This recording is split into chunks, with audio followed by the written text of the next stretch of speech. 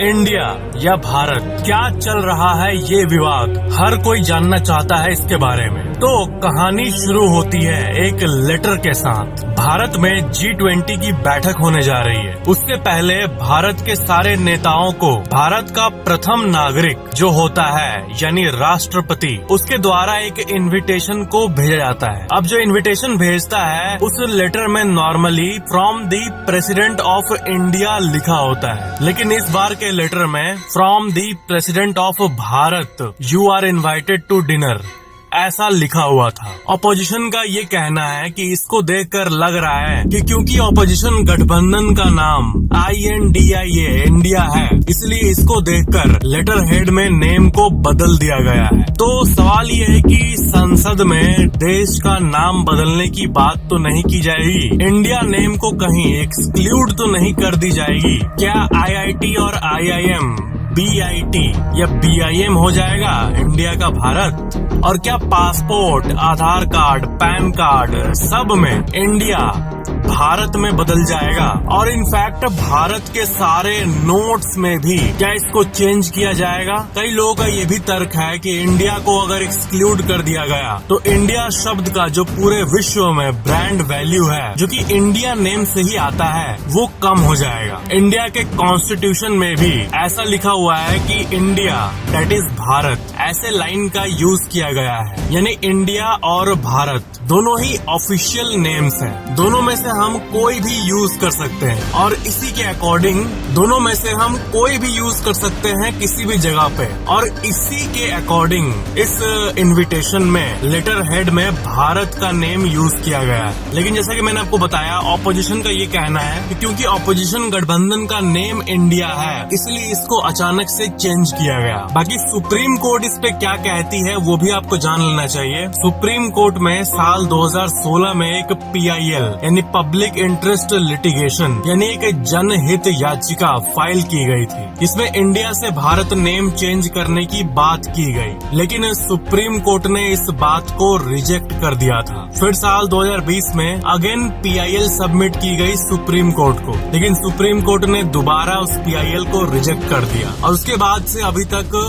India name को exclude करने का कोई PIL अभी तक फिलहाल फाइल नहीं हुआ है, क्योंकि सुप्रीम कोर्ट ने दो बार इसको रिजेक्ट कर दिया है। तो क्या नाम बदला जाएगा? जो सबसे बड़ा सवाल है उसका आंसर है नॉट लाइकली, यानी नहीं, मोस्ट प्रोबेबली नॉट। इसे गवर्नमेंट के द्वारा र्यूमर के कैटेगरी में भी रखा गया है। अगर हर जगह नाम चेंज किया गया, नोट्स, पासपोर्ट, सब कुछ में, तो हजारों करोड़ों का खर्चा आएगा। और कई मिनिस्टर्स ने ये क्लैरिफाई भी किया है कि भारत का नेम चेंज करने का कोई प्लान नहीं है पार्लियामेंट के अंदर। तो फिलहाल आपको आंसर यही जान लेना चाहिए कि अभी नेम चेंज नहीं होने वाला, क्योंकि कॉन्स्टिट्यूशन में लिखा हुआ है इंडिया डेट इज भारत, तो दोनों को ओपनली यूज किया जा सकता है। अब भारत तो ऐसे पहले इस तरह से यूज नहीं किया गया था। ऐसा पहली बार हो रहा है कि लेटर हेड या फिर प्रेसिडेंट के ऑफिशियल इनविटेशन में भारत लिखा गया हो। तो ये था इंडिया वर्सेस भारत का टॉपिक।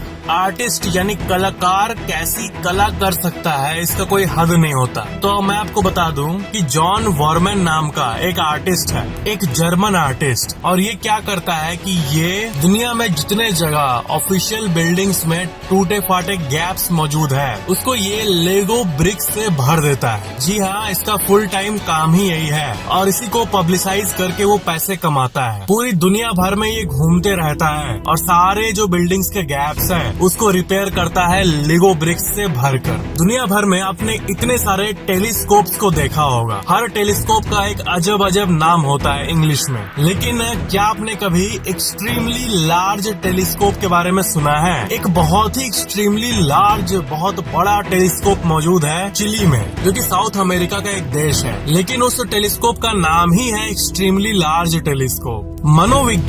मनोविज्ञान को स्टडी करने को साइकोलॉजी कहते हैं। साइकोलॉजी की पढ़ाई आपने सुना ही होगा, लेकिन क्या आपने कभी पारा साइकोलॉजी वर्ड के बारे में सुना है? साइकोलॉजी मतलब नॉर्मल मन की पढ़ाई, थॉट्स की पढ़ाई, किसी के सोच की पढ़ाई, किसी के बिहेवियर को प्रेडिक्ट करने की पढ़ाई साइकोलॉजी कहते हैं। लेकिन पारा साइकोलॉजी जो होता है उसमें हम पैरानॉर्मल चीजों को पढ़ते हैं, साइकिक फेनोमेनन्स को पढ़ते हैं, जैसे कि टेलीपैथी, क्लैरवॉयंस और टेलीकिनेसिस। यानी ये जो चीजें हैं कि मन से मन में बात करना जस्ट साइन के थ्रू, बिना ज्यादा मूवमेंट किए, किसी हॉन्टेड या ओल्ड जगह पर नेगेटिव एनर्जी को फील करना, या फिर माइंड के शक्ति से कोई पेपर में आग लगा देना, या फिर चीजों को मूव कर देना जस्ट माइंड से, माइंड ओवर मैटर। ऐसी जो स्टडी की फील्ड होती है उसको हम पारा साइकोलॉजी कहते हैं। साइकोलॉजी के आगे 4 वर्ड लग जाता है, PAR है, पारा साइकोलॉजी। आपको पता है हमारे दुनिया में ऐसे कई मॉन्क्स मौजूद हैं जो कि ऐसा कर पाते हैं इसी चीज को।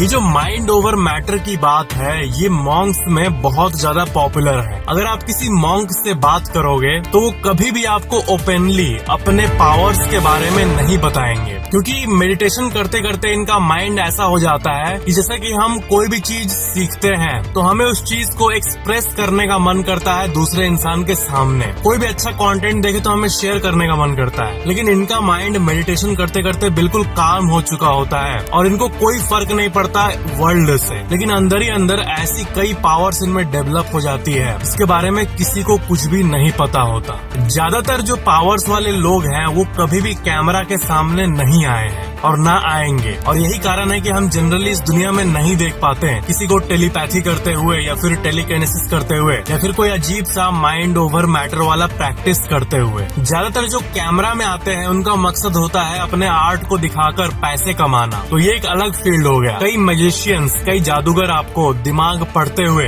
दिख जाएंगे, लेकिन वो असल में पावर्स नहीं होते, वो बस कुछ बहुत ही हार्ड टेक्निक्स होते हैं, कुछ ऐसे टेक्निक्स जिससे वो आपको रियल जादू की तरह लग सकता है, लेकिन उसमें कुछ मिस्टिकल नहीं होता है, वो बस नॉर्मल सा ट्रिक होता है, ट्रिक। लेकिन ये जो चीजें होती है जो मॉन्क्स अचीव करते हैं मेडिटेशन के द्वारा, जो कि हम पारा साइकोलॉजी में पढ़ते हैं, वो बिल्कुल एक्चुअल होता है और सबसे बड़ी बात हिडन होता है। मेन स्ट्रीम साइंस जो है वो पारा साइकोलॉजी को कभी भी एक्सेप्ट नहीं की है और ना कभी करेगी। ये एक बहुत ही आपके लिए काम की फैक्ट है। आपने सुना होगा कि जो लोग पॉजिटिव सोचते हैं वो लोग ज्यादा जीते हैं, यानी जो लोग हमेशा अच्छे से सोचते हैं, पॉजिटिव रहते हैं, खुश रहते हैं, उनका जीवन ज्यादा होता है। मतलब अगर कोई अच्छा खाना खाए, हेल्दी रहे, जिम करे, मसल बनाए, लेकिन उसका दिमाग और परसेप्शन बहुत नेगेटिव है तो इससे बहुत नेगेटिव असर पड़ता है। तो ऐसे कई स्टडीज हो चुके हैं जिसमें ये पता चला है कि इसका जो ड्यूरेशन है वो है 7.5 ईयर्स। यानी जो लोग नेगेटिव सोचते हैं, नेगेटिव तरीके से रहते हैं, उनका जो लाइफ होता है उससे अगर कंपेयर करें एक पॉजिटिव बंदे का लाइफ तो वो 7.5 ईयर्स ज्यादा होगा। ये एक्चुअल रिसर्च पेपर्स में पता चला है। इसका मतलब आपके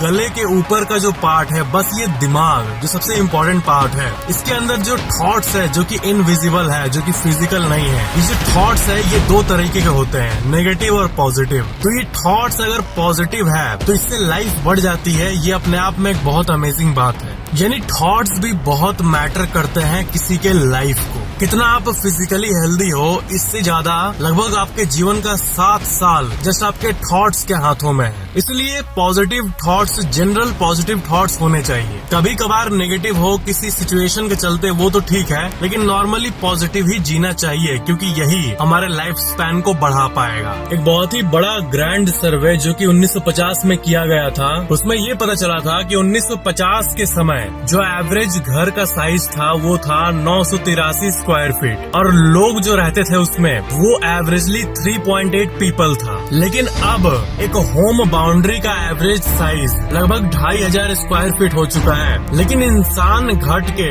2.6 पे आ गया है। एक इंसान कितना जगह लेता है वो करीब 270% बढ़ चुका है। यानी जगह तो बढ़ा है लेकिन इंसान कम हो गए। इसका मतलब इंसान धीरे धीरे अलग रह रहे हैं। इससे ये बात साफ साफ पता चलती है। ये बहुत ही अमेजिंग फैक्ट है। आपको तो पता ही होगा कि जो टाइटैनिक शिप था उसके अंदर का जो डिजाइन था, एग्जैक्टली वही डिजाइन, इंटीरियर का डिजाइन जेम्स कैमरॉन ने सेट पे बनाया था, एग्जैक्टली वही डिजाइन। और जिस तरह टाइटैनिक के हॉल में पानी घुसा था बिल्कुल वैसे ही हॉल में उसी तरीके से मूवी के सेट में पानी को डाला गया, फ्लड किया गया, इंटेंशनली फ्लड किया गया, ताकि एग्जैक्टली वही चीजें वही फील आए जो कि टाइटैनिक में एक्चुअल में हुई थी। तो जो ग्रैंड स्टेयर केस था, यानी इंटीरियर का ये वाला स्टेयर केस, जैसे सेट में पानी डाला गया एकदम जोर से, अप्रोक्सीमेटली कैलकुलेट करके उसी स्पीड से पानी डाला गया, उसी फोर्स से जिस फोर्स से एक्चुअल में शिप में पानी गया था। तो उन्होंने ये देखा कि जो ग्रैंड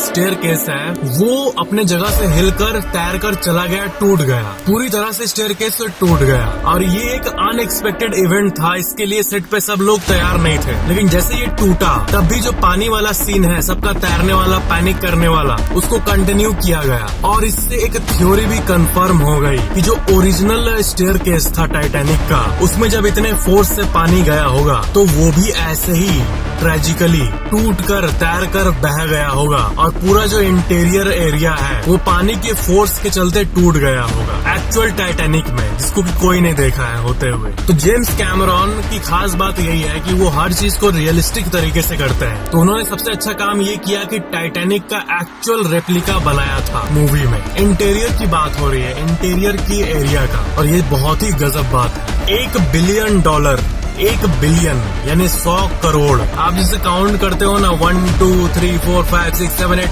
आप कितने भी स्पीड से काउंट कर लो, आप अगर 100 करोड़ तक एक जगह बैठ के काउंट कर लो तो आप एक ऐसा काम करोगे जो कि आज तक कोई नहीं किया है। 100 करोड़ मतलब 1 2 3 4 करते करते 1000, 1 लाख 1, 1 लाख 2, फिर 1 करोड़ 1, 1 करोड़ 2, 10 करोड़ 5, 10 करोड़ 6 करते करते 99 करोड़, 99 लाख 99,999, उसके बाद 100 करोड़। तो आप जब 100 करोड़ तक पहुंचोगे तो ये काम तो ऐसे कोई भी करके रिकॉर्ड बना सकता है, अभी भी बना सकता है, अगर आप 100 करोड़ तक एक बार में काउंट कर लिए तो। लेकिन इसके लिए पूरे जिंदगी को न्यौछावर करना होगा, क्योंकि 1 बिलियन यानी 100 करोड़ को अगर आप एक सिटिंग में कंटिन्यूअसली काउंट करोगे तो आपको 31 साल और 250 दिन लग जाएंगे। जी हाँ, 1 बिलियन तक काउंट करने के लिए 31 साल और 250 दिन। ये एक बहुत ही यूजफुल सी फैक्ट है आपके लिए, आपको इसको याद रखना चाहिए। जेनरेशन से जेनरेशन इतिहास में अगर आप दूर तक चले जाओ और इस बात को आप अगर अपने मम्मी पापा या फिर दादाजी या फिर दादी से पूछोगे तो वो भी इस बात को कंफर्म करेंगे। और वो बात ये है कि the world is going to जज you no matter what you do, so live your life the way you want to.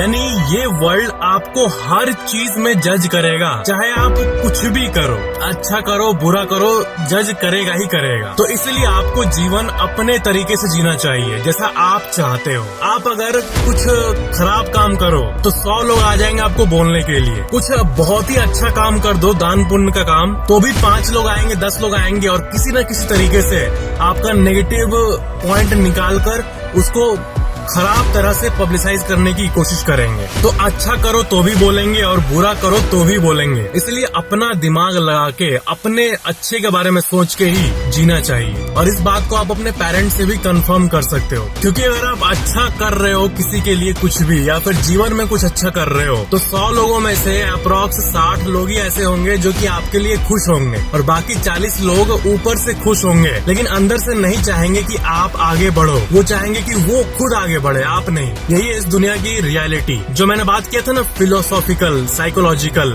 Thoughts की बात, तो अगर आप साइकोलॉजी पढ़ोगे तो आपको ये सब चीजें पता चलेगी दूसरों के थॉट्स के बारे में, कि जनरली एक हेल्दी माइंड वाला इंसान खुद ही ज्यादा ग्रो करना चाहता है एज कम्पेयर टू उसके सामने जो है उसके। तो इसलिए आपको जो अच्छा लगे, जो आपको सही लगे अपने फ्यूचर के लिए, जिसमें आपका कैरियर बने, आपका लाइफ सेट हो, आपको वही करना चाहिए और ज्यादा दूसरों की बातों में नहीं आना चाहिए। दूसरों की बातों में रहोगे तो ना खुद ग्रो कर पाओगे और ना ही आपको कोई अच्छा ग्रो करने वाला संगति मिलेगा। तो इसलिए the world is going to जज you no matter what you do, so live your life the way you want to.